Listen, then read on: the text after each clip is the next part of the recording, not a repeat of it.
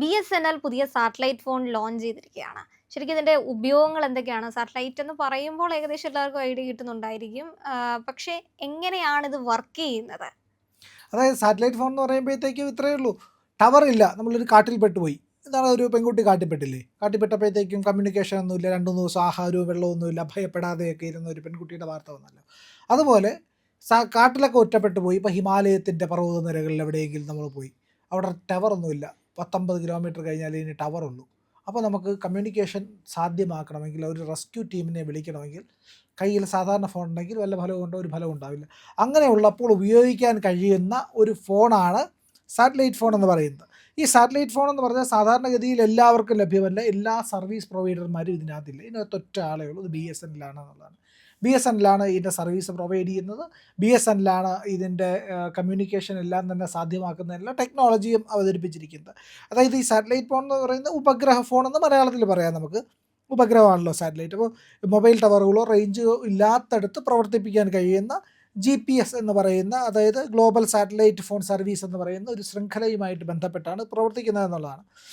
അപ്പോൾ BSNLൻ്റെ satellite phone വരുമ്പോൾ എന്ത് പ്രത്യേകത എന്ന് ചോദിച്ചു കഴിഞ്ഞാൽ, ഇത് നമ്മുടെ സാധാരണ ഒരു ടവർ ഉണ്ടെങ്കിൽ ആ ടവറിൽ കൂടെ ഉപഗ്രഹത്തിൽ പോയി അവിടെ നല്ല ഭൂമിയിലേക്ക് മറ്റ് ഈ ടെലിഫോൺ നെറ്റ്വർക്കിലൂടെ ബന്ധപ്പെടാൻ കഴിയുന്ന, ഇതാണ് നമ്മൾ സാധാരണ എല്ലാ ഫോണിലുമുള്ള പ്രോസസ്സ്.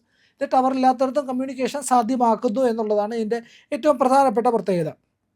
അപ്പോൾ ഇതിനകത്തൊരു റഗ്ഡ് ഡിസൈൻ എന്ന് പറയുന്ന ഒരു സെറ്റ് ടെക്നോളജിയാണ് ഉള്ളത്. ആ ടെക്നോളജി ഉപയോഗിച്ച് ഇത് ഈ ഫോൺ കൊണ്ട് നമ്മൾ മരുഭൂമിയിലായി പോയാൽ, മണലിൽ പെട്ടുപോയാലും ഇത് വർക്ക് ചെയ്യും. പിന്നെ വെള്ളത്തിൽ വീണാൽ വർക്ക് ചെയ്യും. കടുത്ത ചൂടിനെ പ്രതിരോധിക്കും. പർവ്വതനിരകൾ, ദുർഘടമായിട്ടുള്ള പ്രദേശങ്ങൾ, അതിനെയൊക്കെ പ്രതിരോധിക്കാൻ കഴിയുന്നത്. ഇപ്പോൾ തറയിൽ വീണാലൊന്നും ഇത് പെട്ടെന്ന് കേടാവില്ല എന്നുള്ളതാണ് ഇതിൻ്റെ പ്രത്യേകതയായിട്ടുള്ളത്. അപ്പം പൊടി, വെള്ളം, ആഘാതങ്ങൾ ഇതിനെയൊക്കെ അതിജീവിക്കാൻ കഴിവുള്ളവയാണ് ഈ ഫോൺ എന്ന് പറയുന്നത്. അപ്പോൾ ഇതിന് നമ്മൾ ചിന്തിക്കാം, അപ്പോൾ കുറേ നമ്മൾ കാട്ടിലൊക്കെ പോയി, പിന്നെ അവിടെ ഇതിൻ്റെ ചാർജ് തീർന്നു പോയാൽ എന്ത് ചെയ്യും? ചാർജ് അങ്ങനെ പെട്ടെന്ന് തീരില്ല. 5-6 ദിവസം വരെ ചാർജ് നിൽക്കാൻ കഴിയുന്ന തരത്തിലാണ് ഇതിൻ്റെ ബാറ്ററി ഡിസൈൻ ചെയ്തിരിക്കുന്നത്. വലിയ ബാറ്ററിയാണ്. വലിയ ബാറ്ററി എന്ന് പറയുമ്പോഴത്തേക്കും ദിവസം നമുക്ക് സ്മാർട്ട് ഫോൺ ഒരു ദിവസമോ അര ദിവസമോ ഒക്കെ ചാർജ് നിൽക്കുമ്പോൾ, ഇതിൻ്റെ ബാറ്ററി എന്ന് പറഞ്ഞു കഴിഞ്ഞാൽ ദിവസങ്ങളോളം നീണ്ടു നിൽക്കും എന്നുള്ളതാണ് ഇതിൻ്റെ ഏറ്റവും വലിയ പ്രത്യേകത. അപ്പോൾ ഒരു SOS ബട്ടൺ ഉണ്ടായിരിക്കും ഇതിനകത്ത്. അപകട ഘട്ടങ്ങളിൽ അതിലൂടെ SMS അയക്കുക. നമ്മുടെ ഫോണിലുമൊക്കെ ഉണ്ടെന്ന് തോന്നുന്നു. ഐഫോണിലൊക്കെ കൂടുതലായിട്ടുണ്ട്. ഈ പറയുന്ന ഐഫോണിലെ ഒരു സാറ്റലൈറ്റ് ഫോൺ ഒരു ഓപ്ഷൻ ഉണ്ട്. അത് SMS അയക്കാനാണ് കഴിയുന്നത്, കോൾ ചെയ്യാൻ കഴിയില്ല എന്നുള്ളതാണ്. അപ്പോൾ ഇത് പ്രവർത്തിക്കുന്ന രീതിയും ഇതിനെ പറ്റിയിട്ട് കൃത്യമായിട്ട് പറയുന്നുണ്ട്. അപ്പോൾ ഇതിൻ്റെ ടെറസ്ട്രിയൽ ടവേഴ്സ് വഴിയാണ് ഇതിൻ്റെ സിഗ്നലുകൾ അയക്കുന്നത് എന്നുള്ളതാണ്. ടെലികോമിൽ സാധാരണ മൊബൈൽ ഫോണുകൾ, ഇത് അതിൽ നിന്ന് വ്യത്യസ്തമായിട്ട് ഈ ഫോണിൻ്റെ മുകളിലൊരു ആൻറ്റിനയുണ്ട്. ഈ ആൻറ്റിനയിലൂടെ മുകളിലേക്ക് ഉപഭോക്താവിന് കോൾ ചെയ്യാൻ കഴിയും. കോൾ ചെയ്യുമ്പോഴത്തേക്ക് നേരെ ഈ നെറ്റ്വർക്കിനകത്തേക്ക് പ്രവേശിച്ചാണ് സാധാരണ കോൾ പോലെ ആവുന്നത്. ഇത് എൻക്രിപ്റ്റഡ് ആണ് എന്നുള്ളതാണ്. അപ്പോൾ ഈ സാറ്റലൈറ്റ് സിഗ്നലിനെ ഭൂമിയിലുള്ള BSNLൻ്റെ സാറ്റലൈറ്റ് ഗേറ്റ്വേയിലേക്ക് കൈമാറിയിട്ടാണ് ഈ കമ്മ്യൂണിക്കേഷൻ സാധ്യമാക്കുന്നത് എന്നുള്ളതാണ് ഇതിൻ്റെ ഏറ്റവും പ്രധാനപ്പെട്ട ഒരു കാര്യം എന്നുള്ളത്. അപ്പോൾ ഇത് എൻക്രിപ്റ്റഡ് ആണ്. നമുക്ക് എൻക്രിപ്റ്റഡ് എന്താണെന്ന് എല്ലാവർക്കും അറിയാം. എൻഡ് ടു എൻഡ് എൻക്രിപ്ഷൻ എന്ന് പറഞ്ഞാൽ നമ്മൾ വാട്സാപ്പിൽ കാണാറുണ്ട്. ഒരു സൈഡിൽ നിന്നും മറ്റേ സൈഡിലേക്ക് മാത്രമേ മെസ്സേജ് പോവുള്ളൂ. അതിനിടയ്ക്ക് ഇതിനെ ആർക്കും ലീക്ക് ചെയ്യാനോ കാണാനോ വായിക്കാനോ കഴിയില്ല എന്നുള്ളതാണ്. അപ്പോൾ ഇതിപ്പോൾ എല്ലാവർക്കും പ്രയോജനം ഉണ്ടാവുമോ എന്ന് ചോദിച്ചു കഴിഞ്ഞാൽ, എല്ലാവർക്കും പ്രയോജനം ഉണ്ടാവില്ല. ദുർഘടമായ ഘട്ടങ്ങളിൽ പ്രവർത്തിക്കുന്ന ആൾക്കാർക്കായിരിക്കും ഇത് പ്രത്യേകമായിട്ട് ഗുണം ചെയ്യുക എന്നുള്ള. കാരണം ഇതിൻ്റെ വിലയും അത്രത്തോളം ഉണ്ട്. 1,34,166 രൂപയാണ് ഈ കണക്ഷൻ വിത്ത് ഫോണിൻ്റെ വില എന്ന് പറയുന്നത്. എല്ലാ നികുതികളും ഉൾപ്പെടെയാണ് ഈ പറയുന്ന. അപ്പോൾ ഇത് ആർക്കൊക്കെ ഉപയോഗിക്കുക എന്നുള്ളതിലേക്കാണ് ഇത് വരുന്നത്. അപ്പോൾ ആർക്കൊക്കെ ഉപയോഗിക്കാമെന്ന് ചോദിച്ചു കഴിഞ്ഞാൽ, പ്രധാനമായിട്ടും ഈ പറയുന്ന സൈനിക ആവശ്യങ്ങൾക്കാണ് എന്നുള്ളതാണ്.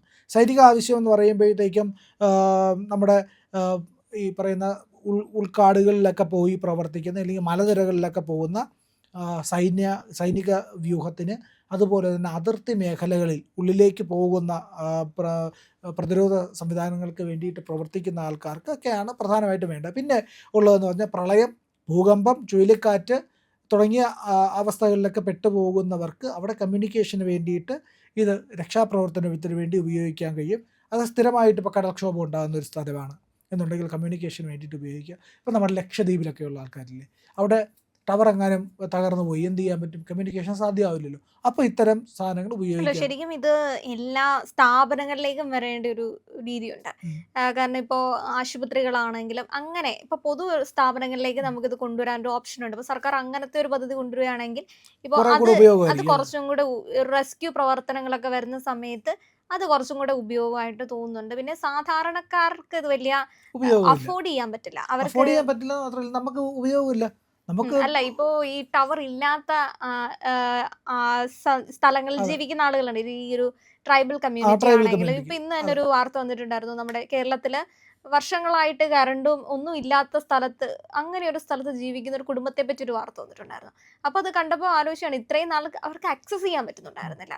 അപ്പൊ ഇങ്ങനെയുള്ള എത്രയോ വാർത്ത നമ്മൾ അങ്ങനെ കേട്ടിട്ടുണ്ട്. ഈ പ്രസവിക്കാനായിട്ട് മല കയറി ഇറങ്ങി അവർക്കത് വിളിക്കാനോ പറയാനോ പറ്റാത്ത സാഹചര്യം ഉള്ളത് കൊണ്ട് അങ്ങനെയൊക്കെ മരണപ്പെട്ട സാഹചര്യങ്ങൾ നമ്മൾ അവർക്കൊക്കെ ഇത് കേട്ടിട്ടുണ്ട്. ഉപയോഗിക്കാം.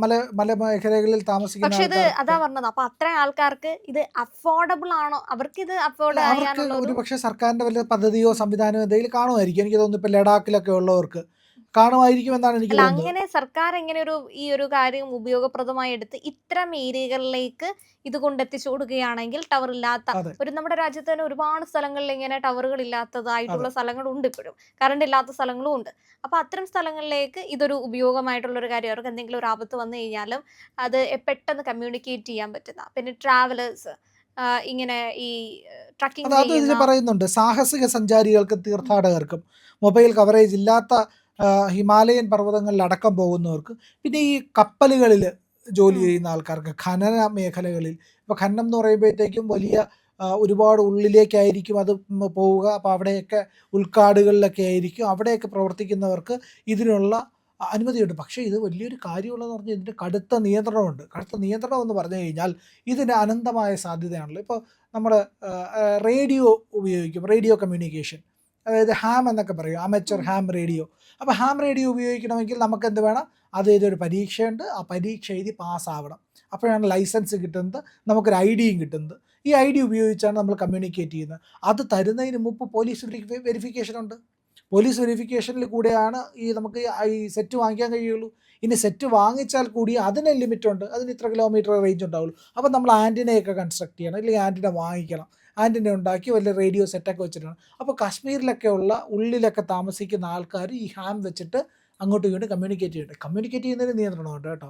നമ്മൾ ഈ ലൈസൻസ് നമ്പർ പറഞ്ഞിട്ടാണ് ഹാം റേഡിയോയിൽ കമ്മ്യൂണിക്കേറ്റ് ചെയ്യുന്നത്. അതെപ്പോഴും രാജ്യവിരുദ്ധമായിട്ടുള്ള കാര്യങ്ങൾ പറയാൻ പാടില്ല, അസഭ്യമായിട്ടുള്ള കാര്യങ്ങൾ പറയാൻ പാടില്ല, മതവികാരം വ്രണപ്പെടുത്തുന്ന കാര്യങ്ങൾ പറയാൻ പാടില്ല, പബ്ലിക് ഇൻട്രസ്റ്റിനെതിരായിട്ടുള്ള കാര്യം പറയാൻ പാടില്ല, പൊളിറ്റിക്സ് പറയാൻ പാടില്ല എന്നൊക്കെയുള്ള കാര്യങ്ങളുണ്ട്. ഏതായാലും അതൊക്കെ പാലിച്ചുകൊണ്ട് ഇത് കൊണ്ടുപോകാൻ കഴിയുള്ളൂ.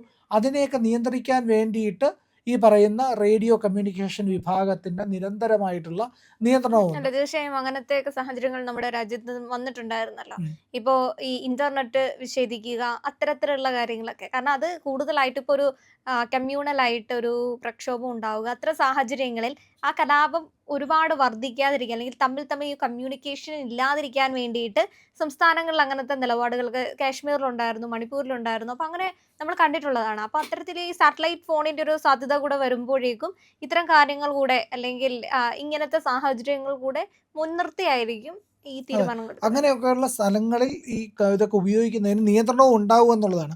അപ്പോൾ ഇത് കേന്ദ്ര ടെലികോം വകുപ്പിൻ്റെ പ്രത്യേക ലൈസൻസോ നോ ഒബ്ജക്ഷൻ സർട്ടിഫിക്കറ്റോ ഇല്ലാതെ ആർക്കും കൈവശം വെക്കാൻ കഴിയില്ല എന്നുള്ളതാണ്. വിദേശത്ത് നിന്നൊക്കെ ഇതിനെ കൊണ്ടുവരികയാണെങ്കിൽ അനുമതിയില്ലാതെ കൊണ്ടുവന്ന ശിക്ഷ ഉറപ്പാണ്. അങ്ങനത്തെ കേസാണ് ഇതിനുള്ളത് എന്നുള്ളതാണ്.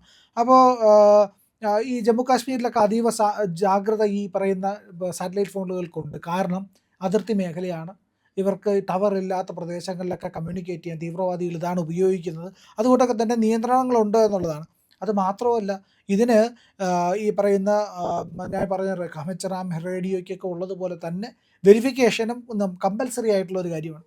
പിന്നെ ഈ കോളിന് റേറ്റ് ഉണ്ട്. നമ്മൾ പണ്ട് ലാൻഡ് ഫോണിൽ ഒരു കോൾ വിളിക്കാനായിട്ട് 1 രൂപ 1.5 രൂപയൊക്കെ ആയിരുന്നല്ലോ പണ്ട്. ഇതിനും അതുപോലെ എന്ന് പറഞ്ഞു കഴിഞ്ഞാൽ അങ്ങനെയല്ല. പ്രതിമാസം 3500 രൂപയാണ് ഇതിന് വരുന്ന താരിഫ് വരുന്നത്. അതിൽ ഈ 20 മിനിറ്റ് ഫ്രീ കോളുണ്ട്. ബാക്കിയുള്ളതിന് ഏതാണ്ട് 18 രൂപ സാധാരണ ഉപയോക്താക്കൾക്കും, അല്ലാത്ത ഈ പറയുന്ന വാണിജ്യ ഉപഭോക്താക്കൾക്ക് 25 രൂപയും കോൾ നിരക്ക് വരുന്ന ഒരു താരിഫാണുള്ളത്. ഇതിന് ഈ പറയുന്ന പ്രതിവർഷമാണ് എങ്കിൽ, അല്ല സാധാരണക്കാർക്ക് ഉപയോഗിക്കാനാണെങ്കിൽ അതിന് 38,000 രൂപയാണ് ഒരു വർഷത്തേക്ക് ചിലവാകുന്നത്. വാണിജ്യ പ്ലാനുകളാണെങ്കിൽ ഏതാണ്ട് 64,185 രൂപയും, അതായത് 360 ഫ്രീ കോൾ മിനിറ്റുകളും ഇതിനകത്തുണ്ടായിരിക്കുമെന്നാണ് പറയുന്നത്. അപ്പോൾ ഇത്തരത്തിൽ അപകടഘട്ടങ്ങളിൽ ഉപയോഗിക്കാനുള്ള ഒരു സേവനമാണ് BSNL ഇപ്പോൾ അവതരിപ്പിച്ചിരിക്കുന്നത്. വളരെ നല്ലൊരു കാര്യമാണ്. അതിനെ ശരിയായ രീതിയിൽ ഉപയോഗിക്കാനും അപകടങ്ങളിൽ നിന്ന് രക്ഷപ്പെടാനും ഒക്കെയുള്ള ഒരു നല്ല സാധ്യത ഒരുക്കുന്നുണ്ട്. എനിക്ക് തോന്നുന്നു ആതിര പറഞ്ഞതുപോലെ പ്രധാനപ്പെട്ട ആശുപത്രികൾ, പ്രത്യേകിച്ച് ഒറ്റപ്പെട്ട് കിടക്കുന്ന ആശുപത്രികൾ അല്ലേ, അവിടെയൊക്കെ ഇതുണ്ടാവുക. ഒറ്റപ്പെട്ട് കിടക്കുന്ന പോലീസ് സ്റ്റേഷനുകളിലുണ്ടാവുക, ഒറ്റപ്പെട്ട മേഖലകളിൽ ആൾക്കാരെ തിരഞ്ഞെടുത്തുകൊണ്ട് അവിടെ നൽകുക. അങ്ങനെയൊക്കെ ആണെങ്കിൽ അപകടമുണ്ടായാൽ നമ്മുടെ ഈ രക്ഷാപ്രവർത്തനത്തിൽ വയനാടൊക്കെ പോലെ അതെ അത്യാവശ്യം അതെ സെൻസിറ്റീവ് ആയിട്ടുള്ള പക്ഷെ കേരളം വയനാടൊക്കെ അത്യാവശ്യം റേഞ്ച് ഇല്ലേ എല്ലായിടത്തും? അല്ല റേഞ്ച് എന്ന് പറയുമ്പോൾ ഈ ഫ്ലഡ് ആണെങ്കിലും ഇങ്ങനത്തെ ആ കാര്യങ്ങളൊക്കെ വരുന്ന സമയത്തേക്ക് റേഞ്ച് ഇഷ്യൂസ് സ്വാഭാവികമായും സംഭവിക്കും. അതിപ്പോ അതെ, നമ്മളുടെ ഏരിയയിലാണെങ്കിൽ പോലും നമ്മുടെ അവിടെ ഒരു വൈദ്യുതി നിലച്ച് കഴിഞ്ഞാൽ ആ ടവർ പോയില്ലേ? കുന്നും മലയൊന്നും ഇല്ലെങ്കിൽ പോലും ശക്തമായി മഴ പെയ്ത് കഴിഞ്ഞാൽ റേഞ്ച് കിട്ടുന്നില്ല എന്ന് നമ്മൾ ഉം. ഇവിടെ ഇരുന്ന് പറയുന്ന പോലെ തന്നെ അപ്പൊ അവിടെ അങ്ങനെ ഒരു സെൻസിറ്റീവ് ആയിട്ടുള്ള ഏരിയ ആവുമ്പോൾ സ്വാഭാവികമായും ഇങ്ങനെ ഉരുൾപൊട്ടിയൊക്കെ എല്ലാം വന്നു കഴിഞ്ഞാൽ കൃത്യമായി ടവറൊക്കെ തകർന്ന് തീർന്നു. അപ്പൊ പിന്നെ അപ്പോൾ അത് റേഞ്ച് വളരെ നല്ലൊരു ഓപ്ഷനായിട്ട് അല്ല മണ്ണിന്റെ ഉപയോഗിക്കാം. അടിയിലൊക്കെ എത്രയോ ആളുകൾ കുടുങ്ങിയൊക്കെ അതെ അതെ കിടന്നിരുന്നു. അതെ അപ്പൊ അതെ ഇത്തരം ഒരു സംവിധാനം എവിടെയെങ്കിലും ഉണ്ടെങ്കിൽ അവർക്കത് ഉപയോഗപ്രദമായിരിക്കും. ഇത്തരം സെൻസിറ്റീവ് ഏരിയാസിൽ ഇങ്ങനത്തെ തീർച്ചയായും. കാര്യങ്ങൾ കുറച്ച് ഗവൺമെന്റ് എത്തിക്കുകയാണെങ്കിൽ. പ്രിയമുള്ളവരെ, നമ്മുടെ ചാനൽ ഒരുപാട് പേർ കാണുന്നുണ്ട്. കാണുന്നവരോടെല്ലാം നമുക്ക് വലിയ സ്നേഹവുമുണ്ട്. അവരൊക്കെ നമ്മുടെ ചാനലിനെക്കുറിച്ച് ഒരുപാട് പേരോട് പറയുന്നുമുണ്ട്. പക്ഷേ ഒരു കാര്യം, നമ്മൾ കാണുന്നവരുടെ എണ്ണം അനുസരിച്ച് ചാനലിൻ്റെ സബ്സ്ക്രിപ്ഷൻ കൂടുന്നില്ല. എന്താ കാര്യം എന്നറിയാമോ? നമ്മൾ കണ്ടിട്ട് അങ്ങ് പെട്ടെന്ന് തിരിച്ചു പോവുക. പക്ഷേ കണ്ടതിന് ശേഷം ഒരു നിമിഷം നിൽക്കുക. നമ്മുടെ ചാനലിൻ്റെ IND എന്ന് പറയുന്ന ലോഗോ ഇല്ലേ, അവിടെ ഒന്ന് വിരലമർത്തിയാൽ ചാനലിൻ്റെ ഫീഡ് തുറന്നു വരും. അവിടെ സബ്സ്ക്രൈബ് എന്നൊരു നീല നിറത്തിലുള്ള ബാറുണ്ട്. അവിടെ ജസ്റ്റ് ഒന്ന് തൊടുക.